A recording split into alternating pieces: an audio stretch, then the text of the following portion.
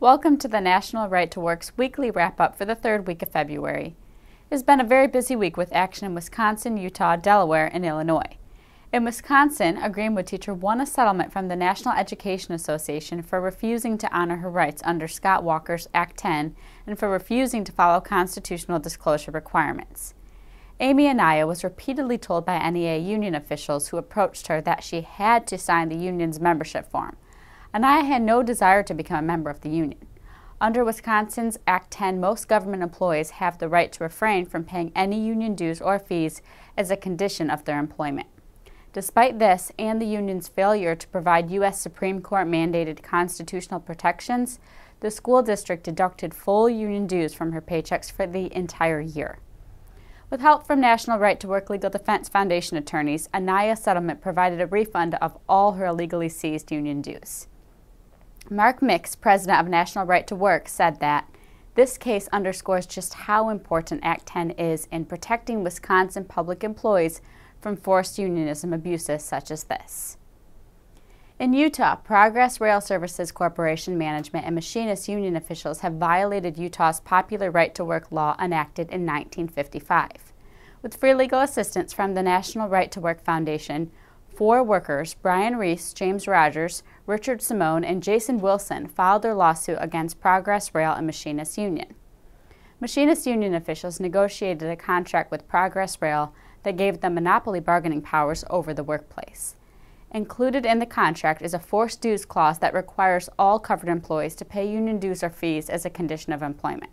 However, under Utah's right to work law, workers cannot be compelled to pay union dues or fees to get or keep a job. All 4 workers were denied the right to work and are seeking refunds of illegally confiscated dues.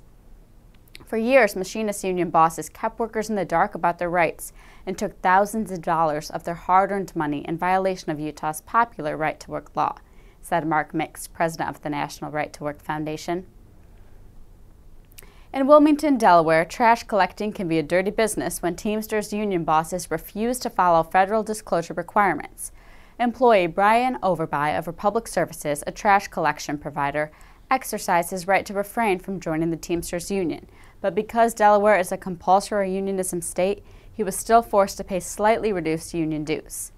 With free legal assistance from National Right to Work Foundation staff attorneys, Overby filed charges with the National Labor Relations Board because union officials provided Overby union financial records to justify the small reduction in his forced dues amount. No evidence of an independent audit was provided. Union officials also failed to provide a federally required breakdown of the union affiliates' expenditures. Union officials demanded that Overby pay for half of the cost of an arbitrator if he wanted to challenge the amount of forced union fees he must pay. Mark Mix, president of the National Right to Work Foundation, had this to say at Overby's case. Teamster union officials are demanding this trash removal worker to pay half the cost to challenge the union's breakdown of expenditures, thus discouraging him from really finding out how the union is spending workers' forced dues dollars. Union bosses will continue to take workers' hard-earned money while trashing their rights until Delaware passes right-to-work protections for its workers. Only then will it be less difficult for rank-and-file workers to hold union bosses accountable for forced unionism abuses, such as in this case.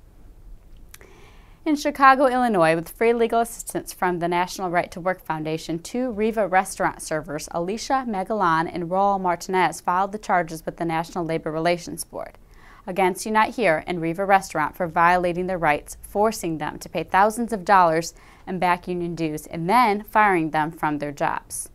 The servers charged that Unite Here union officials never informed them that they must pay union dues or fees as a condition of employment, or about their rights to refrain from full dues paying union membership.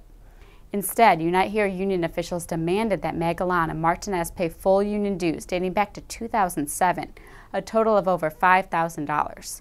Unite Here union officials coerced the 2 servers with the threat of job termination into signing an illegal 60-day payment plan with a waiver of their rights.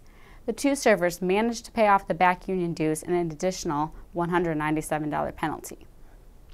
However, soon after making all the payments, union officials demanded the 2 be fired for failing to pay union dues, and Riva Restaurant terminated them from their jobs. The 2 servers have since been rehired but have lost their seniority at the workplace due to their firings. Patrick Simmons, vice president of the National Right to Work Foundation, commented, that apparently intimidation and coercion are today special for Unite Here Local 1 union officials. Illinois desperately needs a right-to-work law making union membership and dues payment completely voluntary to prevent these types of forced unionism abuses in the future. And our last case for this week takes us to Long Beach, California, where a Long Beach Memorial Medical Center nurse, Pamela Ott, has filed a federal unfair labor practice charge against the California Nurses Association union for illegally demanding union dues, even though she is not a member of the union.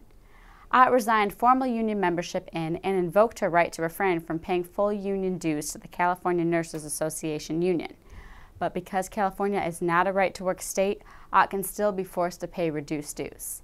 In an extra twist, beginning in October 2011 until June of 2012, CNA union officials did not have a monopoly bargaining contract with Long Beach Memorial and therefore did not have monopoly bargaining powers to demand Ott and her colleagues pay union dues as a condition of their employment.